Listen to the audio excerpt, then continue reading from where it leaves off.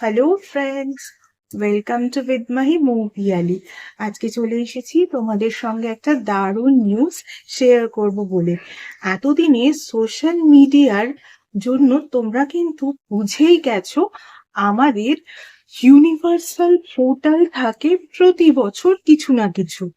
তো এই বছর যে ইউনিভার্সাল পোর্টাল গুলো আছে তার মধ্যে তিনটে ইউনিভার্সাল পোর্টাল কিন্তু এই বছর রয়েছে, এবং এই বছর যদি সেই ইউনিভার্সাল পোর্টালটা একবার মিস হয়ে যায় তাহলে কিন্তু আগামী 9 বছর সেই পোর্টালের জন্য ওয়েট করতে হবে। অর্থাৎ আবার কিন্তু এই রকম ইউনিভার্সাল পোর্টাল আসবে 2034-এ। তো কি কি সেই তিনটে গুরুত্বপূর্ণ ইউনিভার্সাল পোর্টাল সবগুলোই তোমাদের জানাবো, কিন্তু সবার আগে যেটা জানানোর সেটার জন্যই কিন্তু আজকের এই ভিডিওটা। 369 369, it's a gateway of universe. Scientist Nikola টেসলার কথা অনেকেই জানে। তার মতে আমাদের গোটা পৃথিবীর যে এনার্জি সার্কেল রয়েছে সেই এনার্জি সার্কেলটা কিন্তু 369 দিয়েই কমপ্লিট হয়। সো 369 কিন্তু নিকোলা টেসলার আবিষ্কৃত একটা ফর্মুলা। 369 কিভাবে তৈরি হয়? ডেট যখন 3 হয়, মান্থ যখন 6 হয়, এবং ইউনিভার্সাল ইয়ার যখন 9 হয়। আমরা সবাই জানি এই বছর 2025 ইউনিভার্সাল 9 ইয়ার, তাই তো? আর যেহেতু জুন, সেই জন্যে মান্থ হচ্ছে 6, আর 3 তারিখ বা 3 জুন নিকোলা টেসলা আবিষ্কৃত সেই বিখ্যাত ইউনিভার্সাল পোর্টালের দিন। আমরা যদি ম্যাথামেটিক্যালি এই ডিজিট গুলোকে দেখি তাহলে দেখতে পাবো 9 ডিজিটের পরে কিন্তু আর কোনো ডিজিট আমাদের ম্যাথামেটিক্সেও নেই। ফলত 9 কমপ্লিশনের ডিজিট, মানে একটা কিছুকে কমপ্লিট করে দিচ্ছে। ফলত একদম এই পোর্টালটাকে কিন্তু মিস করা যাবে না। 369 এর ম্যানিফেস্টেশনের দিন, এই দিনটা যদি মিস করে যাও আগামী 9 বছর কিন্তু তোমাদের ওয়েট করতে হবে। যেমন 11-11, 12-12 এই পোর্টাল গুলো তো প্রতি বছরই আসে, কিন্তু 369 কিন্তু 9 বছর পর পর আসে। 369-এ যারা ম্যানিফেস্টেশন সম্পর্কে কিছুটা হলেও জানো বা ম্যানিফেস্টেশন ওয়ার্ডটা জানো, তাদেরকে বলবো তারা কিন্তু ম্যানিফেস্টেশনের জন্য এই দিনটাকে কাজে লাগাও। এবার যারা যারা এখনো ম্যানিফেস্টেশন ওয়ার্ডটার সম্পর্কে পরিচিত নয় তাদের বলবো, ম্যানিফেস্টেশন অর্থাৎ তোমার উইশ ফুলফিল করার একটা দিন। এমন একটা বড় দিন যে দিনটা কিন্তু একেবারে মিস হয়ে গেলে আবার 9 বছর পরে আসবে। তাহলে তোমাদের এই দিন অবশ্যই ইউনিভার্সের কাছ থেকে তোমাদের যে উইশটা প্রয়োজন, যেটা আগামী 9 বছরে তুমি চাওয়ার সুযোগ হয়তো পাবে না, বা এখনই হয়তো তোমাকে চেয়ে নিতে হবে, সেই রকম কোনো উইশকে চেক করো এবং সেটা ইউনিভার্সের কাছ থেকে চেয়ে নাও। এবারে তোমরা বলতেই পারো কিভাবে চাইবে। দেখো, সোশ্যাল মিডিয়াতে কিন্তু অনেক রকম ভাবে উইশ করার কথা বলা হয়েছে, বাট নিকোলা টেসলার উইশ ফুলফিলমেন্টের যে 369 ফর্মুলা, সেক্ষেত্রে কিন্তু উইশ তোমাকে লিখতে হবে।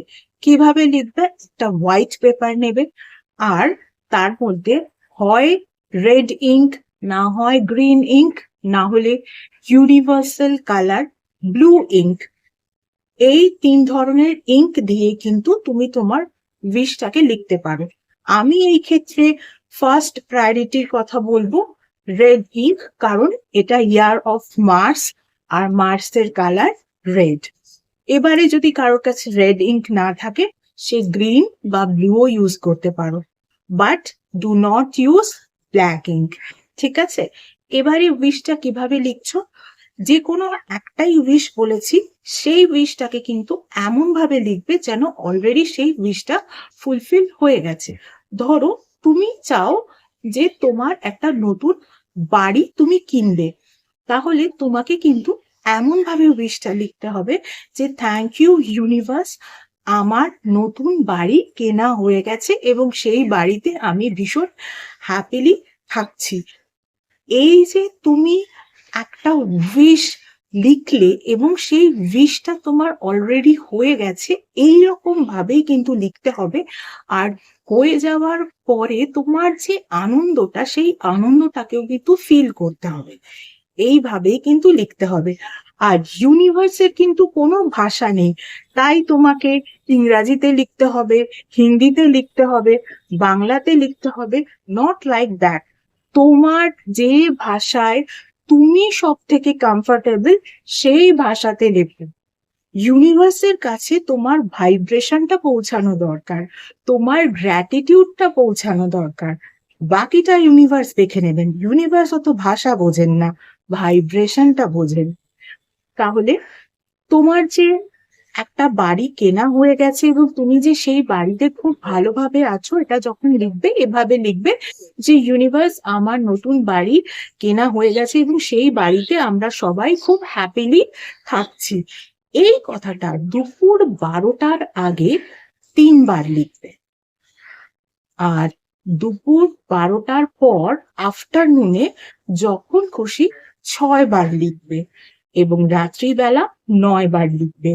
নিকোলা টেসলার কিন্তু 369-এর যে উইশ ফুলফিল করার ফর্মুলা, সেক্ষেত্রে কিন্তু লিখতে হবে বিফোর 12 o'clock, মানে দুপুর 12টার আগে 3বার, দুপুর 12টার পর যখন খুশি আফটারনুনে 6বার এবং রাত্রে 9বার।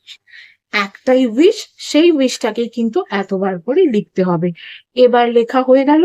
লেখা হয়ে যাওয়ার পর তুমি সেই উইশটাকে নিয়ে নিজে একটু ভিজুয়ালাইজ করবে।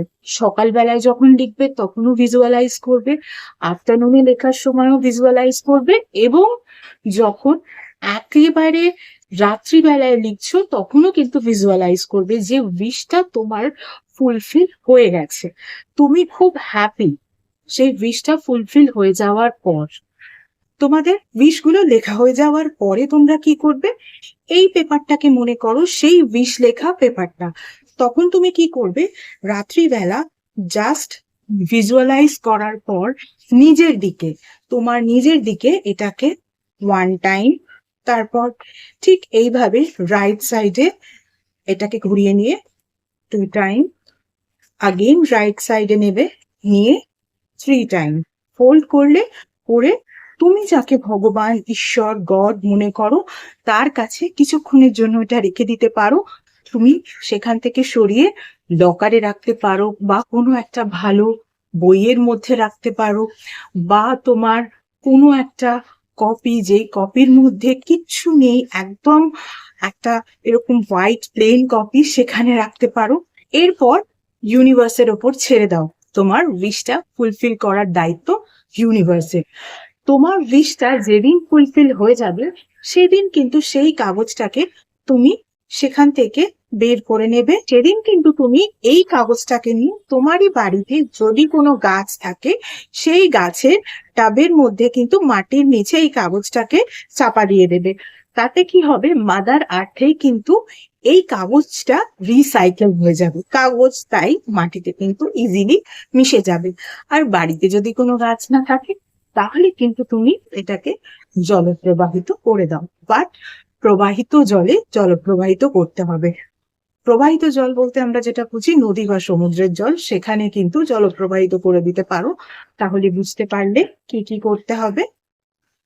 এই পোর্টালটাকে কিন্তু কেউ মিস করো না, করলেই কিন্তু আগামী 9 বছর এর জন্য ওয়েট করতে হবে। যারা এই বিষয়টাকে একটু আধটু জানে, কিরকম ভাবে, অনেকেই আছেন যারা এরকম 3বার, 6বার এবং 9বার প্রতিদিন তাদের নিজেদের উইশকে 21 দিন ধরে লিখে থাকে। 21 দিনের মধ্যে যদি তাদের উইশ ফুলফিল হয়ে যায় ভালো, তা না হলে তারা 33 দিন লিখতে থাকে। 33 দিনের মধ্যেও যদি এই উইশটা ফুলফিল না হয় তাহলে আরো কয়েকটা দিন এক্সটেন্ড করে 45 ডেজ পর্যন্ত কিন্তু তারা তাদের উইশকে দিনে 3বার, 6বার এবং 9বার লিখে থাকে। এই যে উইশ ফুলফিল করার ফর্মুলা 369, এটারও কিন্তু এই 21 দিন অর্থাৎ 3, 33 দিন অর্থাৎ 6, আর 45 ডেজ অর্থাৎ 9, মানে একটা উইশকে কিন্তু এভাবেও লেখা যায়, এবং সেই উইশটা যদি লিখতে চাও কাল থেকে কিন্তু শুরু করতে পারো, সেটাও কিন্তু ভীষণ ভালো হবে। চলো, আজকের মতো নিশ্চয়ই সবাই বুঝতে পারলে, আর আই থিঙ্ক কেউ এই পোর্টালটাকে মিস করবে না। এছাড়া যারা যারা আমার থেকে পার্সোনাল কনসালটেশন নিতে চাও, তাদের বলবো পার্সোনাল কনসালটেশন কিন্তু একেবারেই ফ্রি নয়। পার্সোনাল কনসালটেশন কিন্তু paid consultation. Regarding what? Regarding numerology, vastu, tarot reading, tarot healing, crystal healing, healing with meditation, healing with reiki, healing with symbolism, healing with law of attraction, astrology, সনাতন ধর্মীয় পদ্ধতিতে spell casting, এবং এমন কিছু special remedies যেগুলো তোমাদের overall detail check করার পরেই দেওয়া যায়, এভাবে জেনারেলি দেওয়া যায় না, ইত্যাদি বিষয়ে কনসালটেশন নিতে হলে কিন্তু স্ক্রিনে যে ইমেল আইডিটা দেখতে পাচ্ছ সেই ইমেল আইডিতে মেল করো তোমাদের অ্যাপয়েন্টমেন্ট বুক করার জন্য।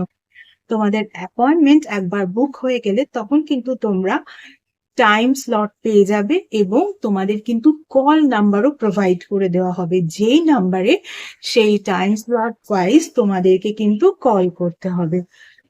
গত 1 বছর ধরে তোমরা যেভাবে আমার ফেসবুক পেজটাকে লাইক, ফলো, শেয়ার করেছো, তোমাদের বন্ধুদেরকে আমার পেজে ইনভাইট করে নিয়েছো, তাদের বন্ধুদেরকেও ইনভাইট করে নিতে বলেছো, ঠিক একই রকম ভাবে আমার ইউটিউব চ্যানেলটাকেও কিন্তু সাবস্ক্রাইব করতে হবে, পাশে থাকা বেল আইকনটাকেও ক্লিক করতে হবে, এবং তোমাদের বন্ধুদেরও বলতে হবে তারাও যেন আমার ইউটিউব চ্যানেলটাকে সাবস্ক্রাইব করে নেয়। আবার অন্য কোনো ভিডিওতে নিশ্চয়ই তোমাদের সঙ্গে দেখা হবে। আজকের মতো এইটুকুই। Tata. Thank you so much.